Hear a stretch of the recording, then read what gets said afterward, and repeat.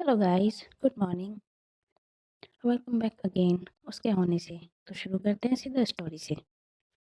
सुबह की हल्की धूप मीरा के शानदार बेडरूम में चारों तरफ फैल रही थी। मीरा जो बिजनेस की दुनिया में बड़े बड़े फैसले लेती है, लेकिन आज आरव की स्कूल शूज की लेस बांधने में उसको थोड़ी परेशानी हो रही थी। वहीं आरव जो बिल्कुल शांत बैठा हुआ था, उसकी आंखों में एक अजीब ही खालीपन था, जैसे वो वहां होकर भी वहां नहीं था। तभी नंदिनी जो मीरा के पास ही खड़ी थी, घड़ी को देखते हुए, मैम, आपकी मीटिंग दुबई के क्लाइंट्स के साथ है, हमें निकलना होगा। आरव को मैं स्कूल ड्रॉप कर दूंगी। ड्राइवर बिल्कुल तैयार है। ये सुनकर मीरा आरव का चेहरा अपने दोनों हाथों में भरने लगती है। मीरा कहीं ना कहीं चाहती थी कि आरव उससे ये कहे कि आप चलो मेरे साथ स्कूल छोड़ने, लेकिन आरव ने सिर्फ अपनी पलकें झुका ली। वो कुछ भी नहीं कहता। तभी मीरा एक दर्द भरी आवाज में, आरव, आज स्कूल में अच्छे से रहना, ठीक है? और मैं आपको जल्दी ही ऑफिस लेने के लिए नंदिनी को भेज दूंगी और अनन्या दीदी भी वहीं होंगी। आप उनके साथ बैठोगे ना? जैसे ही आरव अनन्या का नाम सुनता है, उसके हाथ की छोटी छोटी उंगलियों में हलचल होने लगती है। फिर उसने अपना धीरे से सिर हिलाया। मीरा ये देखकर आरव के फोरहेड पर एक किस करने लगती है और उसे नंदिनी के साथ भेज देती है। मीरा बस वहीं खड़े होकर उसे जो देखती रहती है, जैसे उसके जिस्म से जान जा रही हो। वहीं दूसरी तरफ स्कूल में आर्ट्स क्लास चल रही थी। सब बच्चे शोर मचा रहे थे, लेकिन आरव एक कोने में बैठा वहीं एक सीट पर सर्कल बना रहा था।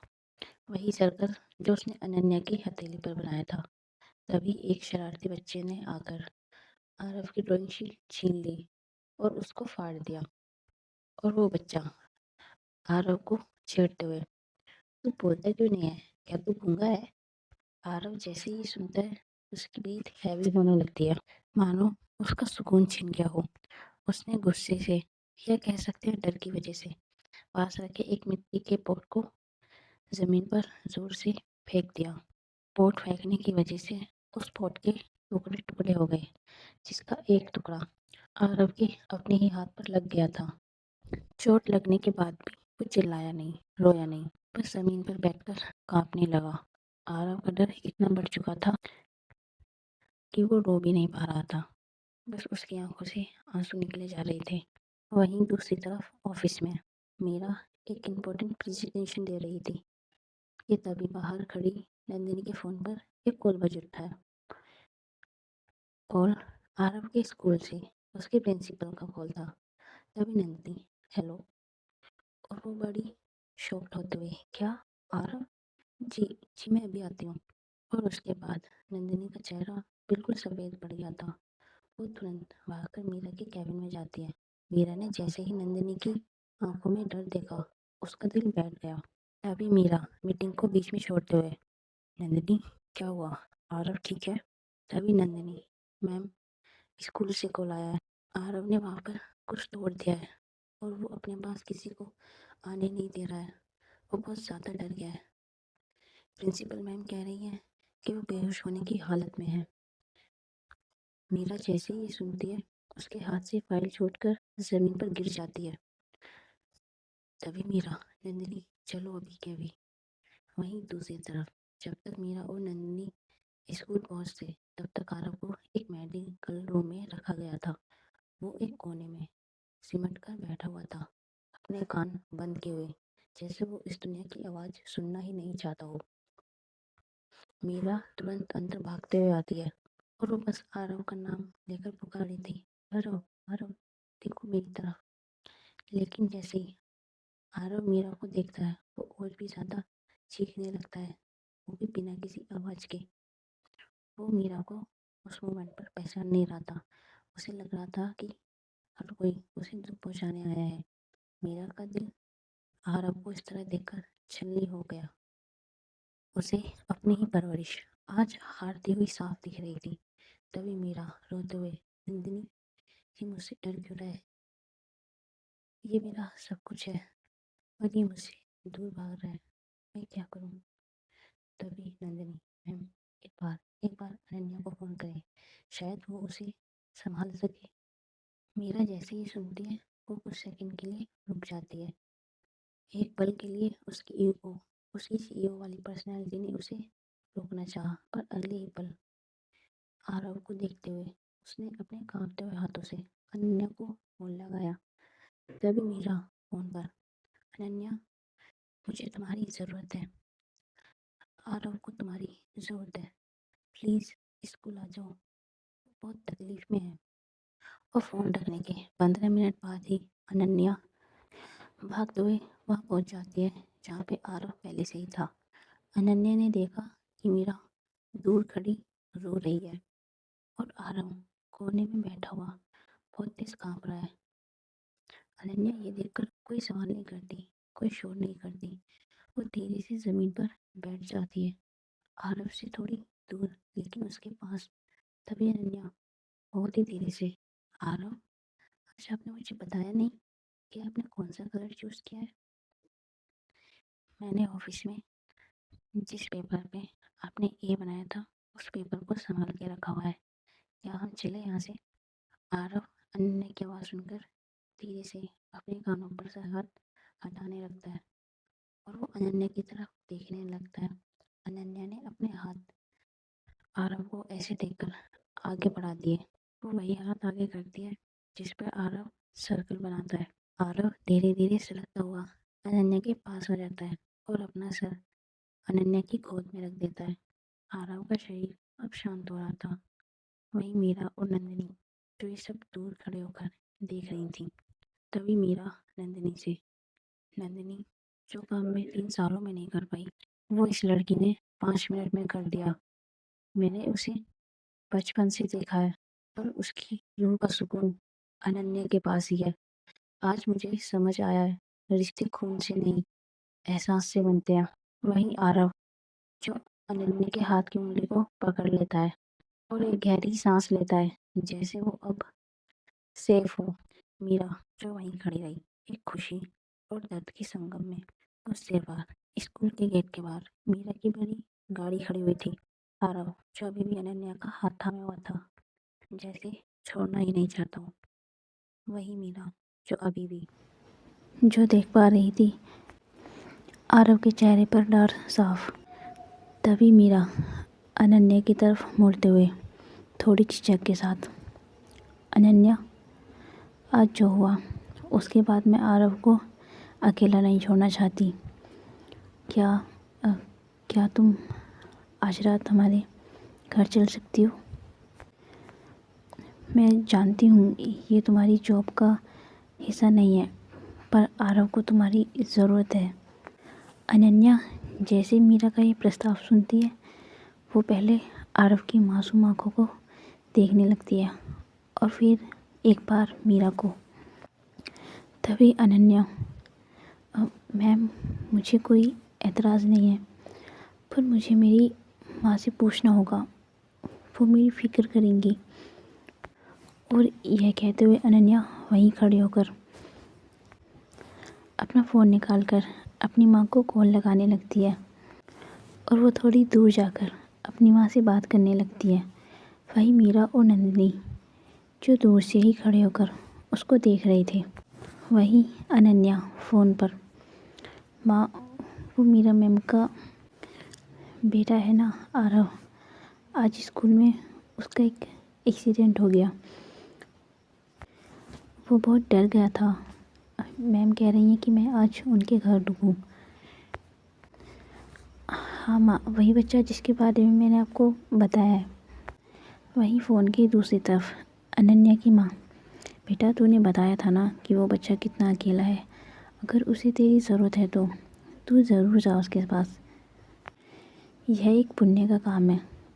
मैम से कहना कि वो उसकी चिंता ना करे।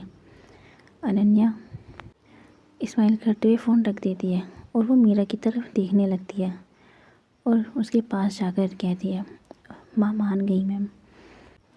वहीं दूसरी तरफ कुछ देर बाद मीरा का घर किसी महल से कम नहीं थी।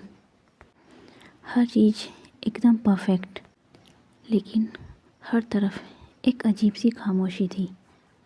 आरव घर के अंदर घुसते ही अनन्या का हाथ पकड़ लेता है और उसे अपने कमरे की तरफ ले जाने लगता है।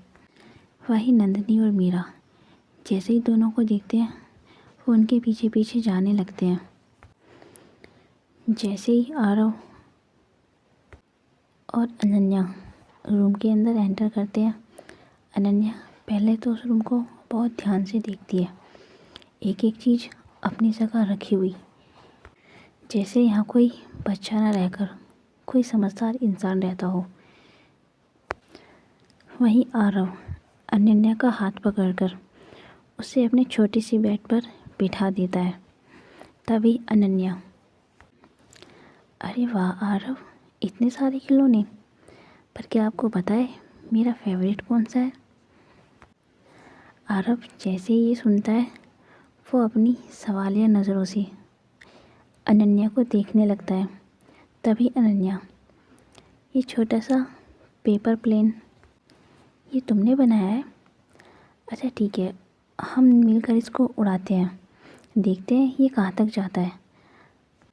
आरव अनन्या की बात सुनकर पहली बार एक गहरी सांस लेता है और अनन्या के साथ उस बनाए हुए पेपर प्लेन को उड़ाने की कोशिश करता है।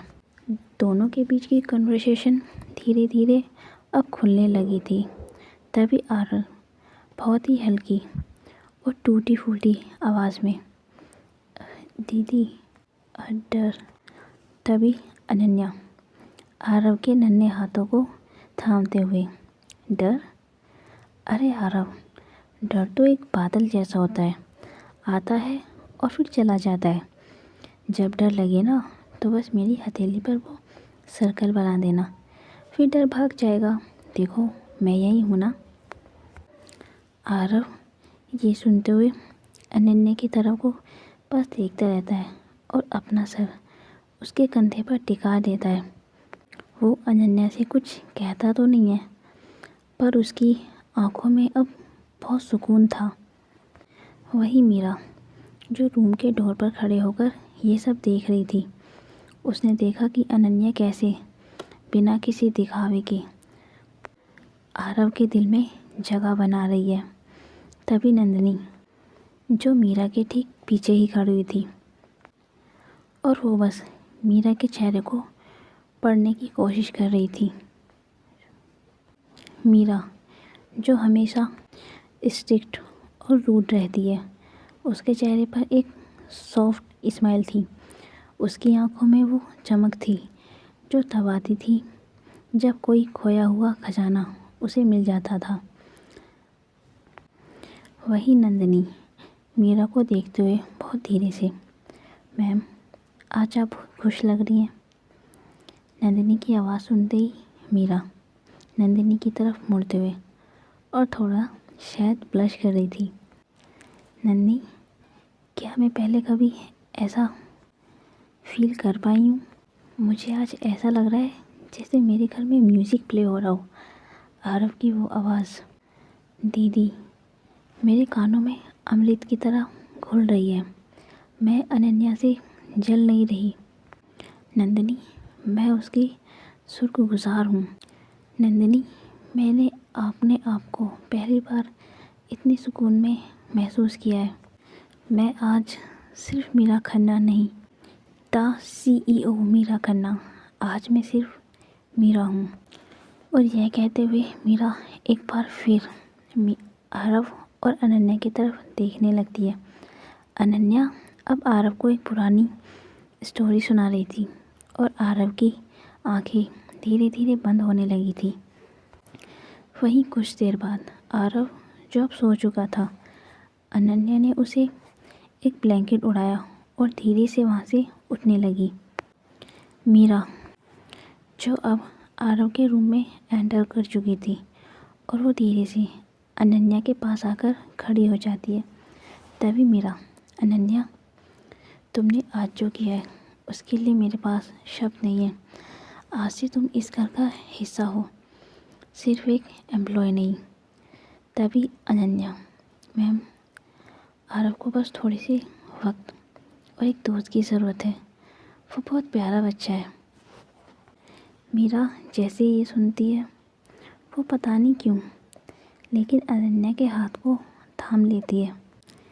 और वहीं दूर खड़ी नंदिनी, जो ये सब कुछ मुस्कुराते हुए लेकिन अपने फ़ोन पर एक मैसेज टाइप करने लगती है। वही नंदिनी अपने ही मन में इस घर की बर्फ पिघलने लगी है, पर क्या ये सुकून हमेशा रहेगा? और थोड़ा सा और वक्त बीत जाने के बाद रात के वक्त मीरा खन्ना, जिसने खुद पहली बार किसी के लिए वहीं खड़े होकर अनन्या के लिए एक गेस्ट रूम तैयार करवाया। मीरा ने अपनी बरसों पुरानी और भरोसेमंद, जिस पर वो सबसे ज़्यादा ट्रस्ट करती थी, अपनी सर्वेंट सरिता ताई को बुलाया। तभी मीरा, सरिता ताई, ये अनन्या है, आज से ये जब भी यहाँ रुकेगी इसका ख्याल बिल्कुल घर के मेंबर की तरह रखा जाए, इन्हें किसी चीज़ की कमी नहीं होनी चाहिए। सरिता ताई जैसे ही सुनती है वो मुस्कुराते हुए, जी मैम, आप चिंता मत कीजिए, मैं कमरे में सब कुछ लगा के रख दूँगी। तभी अनन्या सविता ताई को नमस्ते करने लगती है। वहीं मीरा, जो पहले आरव के कमरे की तरफ देखती है और फिर अनन्या को गुड नाइट बोलकर अपने रूम में चली जाती है। आज पहली बार पूरे घर में एक अजीब सा सुकून था। आज पहली बार इस घर में सब सुकून से सोए हुए थे। वहीं नेक्स्ट मॉर्निंग घड़ी में सुबह के 7 बज चुके थे। मीरा खन्ना, जो अपने डाइनिंग टेबल पर बैठी हुई थी, हमेशा की तरह एलिगेंट और प्रोफेशनल। वहीं सविता ताई ने भी 2 कप ब्लैक कॉफ़ी लेकर टेबल पर रख दिए थे, एक मीरा के लिए और एक अनन्या के लिए, जो अभी अभी कमरे से बाहर आई थी। अनन्या ने थोड़ा झिझक होते हुए चेयर खींची और वहाँ पर बैठ गई। और वहाँ बैठने के बाद वो अपना कॉफ़ी कप उठाकर उसे पीने लगती है। लेकिन मीरा, जो काफ़ी टाइम से अनन्या को नोटिस कर रही थी, उसने देखा कि अनन्या थोड़ी नर्वस है। तभी Meera, good morning Ananya, coffee पियो, दिन की शुरुआत के लिए ये बेस्ट है। वही अनन्या, जो मीरा को सुनकर उस कॉफ़ी में से एक छोटा सा सिप लेने लगती है और लेते हुए उसका चेहरा थोड़ा बिगड़ गया था।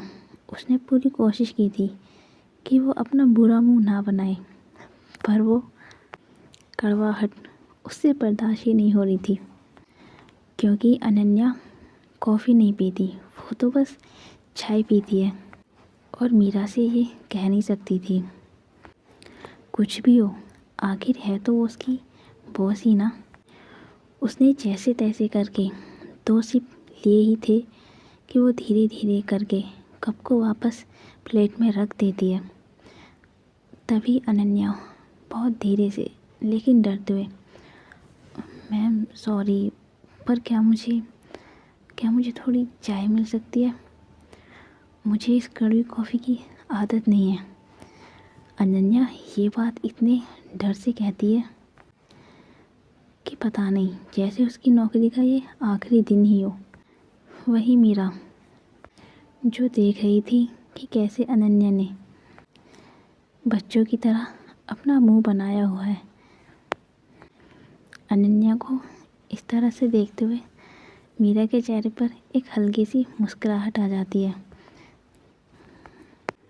और फिर वो सरिता ताई को बुलाकर उनसे कहती है, सरिता ताई, अनन्या के लिए अदरक वाली कड़क चाय लाओ।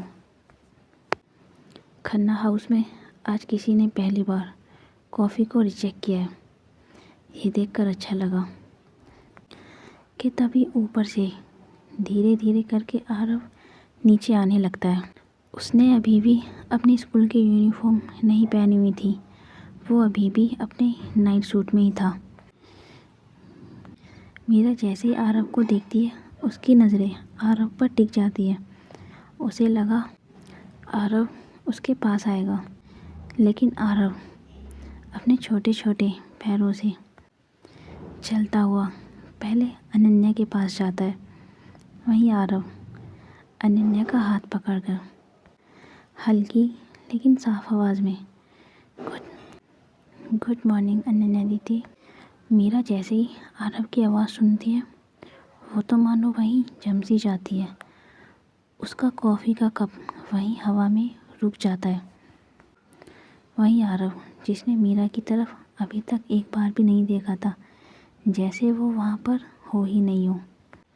मीरा को थोड़ा ये बुरा तो लगता है और एक छोटी सी कसक महसूस होती है, लेकिन वो बस चुपचाप बैठी रहती है। वहीं अनन्या, गुड मॉर्निंग आरव। देखो, आपकी दीदी चाय पी रही हैं, क्या आपने ब्रश किया? आरव ने बस अपना सिर हिलाया और फिर अनन्या का हाथ पकड़कर उसको खींचने लगा और वो अनन्या को खींचते हुए कहता है, दीदी आज आप मुझे रेडी करो ना स्कूल के लिए, चलो ना दीदी। वही मीरा, जैसे ही वो सुनती है, वो बिल्कुल हैरान हो जाती है। मीरा आरव के लिए शुरू से ही बहुत पॉजिटिव थी, मतलब हमेशा से ही मीरा ने आरव को खुद तैयार किया है। उसकी कितनी भी मीटिंग्स हो, कितनी भी वो बिजी हो, उसने यह किसी सर्वेंट को भी नहीं दिया था। वही मीरा थोड़ा अजीब सा महसूस करते हुए, लेकिन आरव, हमेशा मैं आपको रेडी करती हूँ ना, देखो मैंने आपकी सॉक्स और टाई निकाल कर रख दी है। आरव जैसे ही मीरा की आवाज़ सुनता है, वो मीरा की तरफ देखता है। उसकी आंखों में वही पुरानी वाली खामोशी थी, पर अनन्या की तरफ मुड़ते ही फिर से ज़िद करने लगता है, जैसे आज उसने ज़िद पकड़ ली हो कि वो अनन्या से ही रेडी होगा। तभी आरव, नहीं, सिर्फ अनन्या दीदी। अनन्या जैसे ये सुनती है, वो थोड़ा नर्वस होते हुए मीरा की तरफ देखने लगती है। उसकी आंखों में वो अनकम्फर्टेबलनेस साफ दिख रही थी। अनन्या को ये साफ दिख रहा था कि मीरा को बुरा लग रहा है। तभी अनन्या, मैम अगर आप कहें तो। मीरा जैसे ही ये सुनती है, वो एक गहरी सांस लेती है। मीरा ने देखा कि नंदिनी भी वहीं दरवाजे पर खड़ी ये सब देख रही है। नंदिनी ने मीरा की आंखों में वो दर्द, वो हैरानी देखी। तभी मीरा अपनी कॉफ़ी का सिप लेते हुए और ख़ुद को संभालते हुए, ठीक है अनन्या, अगर आरव यही चाहता है तो तुम ही उसे रेडी कर दो। सविता ताई, इनके लिए नाश्ता ऊपर ही भेज देना। सविता ताई मीरा की आवाज़ सुनकर आरव का नाश्ता रेडी करने लगती हैं। वहीं अनन्या और आरव जो ऊपर चलने लगते हैं और मीरा जो वहीं डाइनिंग टेबल पर अकेली रह गई थी। नंदिनी धीरे से मीरा के पास आ जाती है और वो मीरा से कहती है, मैम वो बच्चा है, शायद उसे कुछ नया लग रहा है या उसे अभी समझ नहीं है। ये कहते हुए वो बस मीरा को शांत करने लगती है। वही अनन्या आरव का हाथ थामे उसे ऊपर उसके रूम में ले गई और उसे रेडी करने लगी। वही मीरा और नंदिनी जो दबे पाँव अनन्या आरव के पीछे डोर की साइड में खड़े होकर बस उन्हें देखने लगे। वहीं अनन्या जो फ्लोर पर बैठकर आरव की टाई ठीक कर रही थी और उसे एक फ़नी मंकी और भालू की स्टोरी सुना रही थी। वहीं आरव जो हमेशा सहमा और डरा रहता है, आज खिलखिला कर बस अनन्या की स्टोरी पर हंस रहा था। मीरा की नज़रें जैसे ही आरव पर पड़ती हैं, उसकी नज़रें बस वहाँ पर ठहर जाती हैं और वो नंदिनी की तरफ देखते हुए अपनी आंखों में एक नमी लेकर, देखो इसे नंदी, इतना खुश तो ये मेरे साथ भी नहीं रहता। इसे देखकर आज मुझे रिया की याद आ गई। रिया के साथ भी ये बिल्कुल ऐसे ही था, बेफिक्र, हंसता खेलता और बोलता हुआ।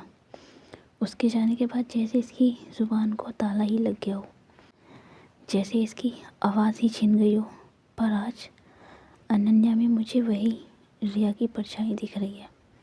नंदिनी जैसे ही मीरा को सुनती है, वो मीरा का हाथ थाम लेती है, पर कुछ कहती नहीं।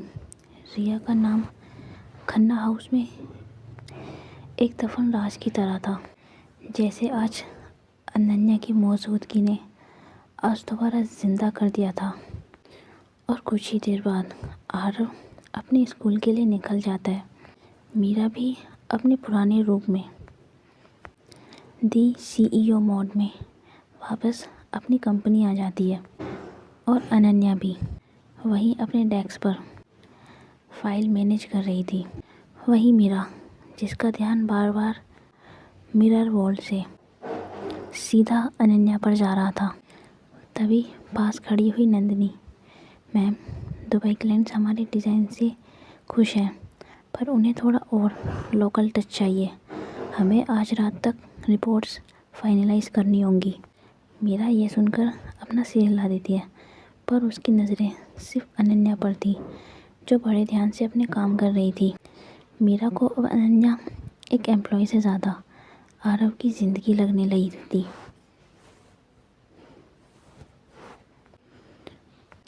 वहीं दोपहर को आरव जब स्कूल से सीधा ऑफिस आया, तो वो मीरा के कैबिन में जाने के बजाय सीधा अनन्या के डेस्क के पास जाकर खड़ा हो जाता है। अनन्या जैसे ही आरव को देखती है, वो अपना लैपटॉप साइड में कर देती है और आरव को अपने पास ही एक छोटी सी कुर्सी पर बिठा लेती है। तभी अनन्या, अरे मेरा चैंप आ गया, बताओ आज स्कूल में क्या हुआ, किसी से दोस्ती हुई? आरव जैसे ही ये सुनता है, वो पहली बार बिना डरे अपने नन्हे होठों से इशारा करते हुए और अपनी टूटी फूटी आवाज़ में सब बताने लगता है। दीदी, आज लंच टाइम में हमने बॉल से खेला और टीचर ने स्टार दिया। अनन्या जैसे ही सुनती है, वो खुशी से उछलते हुए उसको हक कर लेती है। नंदिनी, जो ये सब थोड़ी दूर खड़ी हुई देख रही थी, उसने देखा कि कैसे आरव, जो किसी से नज़रें नहीं मिलाता था, आज पूरे दिन की बातें अनन्या को सुना रहा था। वहीं नंदिनी अपने मन में ही, कितना अजीब है ना, जो काम बड़े बड़े डॉक्टर्स और थेरेपी नहीं कर पाए, वो अनन्या की एक मुस्कुराहट ने कर दिया। आरव अब बाकी बच्चों की तरह खुल रहा है। शायद खन्ना हाउस की वीरानी अब सच में ख़त्म होने वाली है। बस उम्मीद है कि मीरा मैम का ये भरोसा कभी टूटे ना।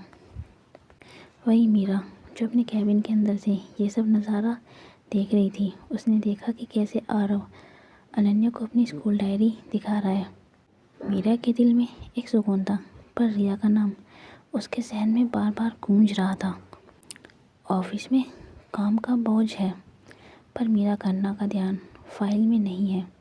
वो बार बार बस आरव और अनन्या को खेलते हुए ही देख रही थी। लेकिन पता नहीं कैसे अचानक ही मीरा खन्ना की आंखों के सामने सब धुंधला होने लगा। उसे अपने बचपन की कुछ पुरानी तस्वीरें याद आने लगी। 2 छोटी लड़कियां, एक जैसे कपड़े और वो खिलखिलाती हंसी।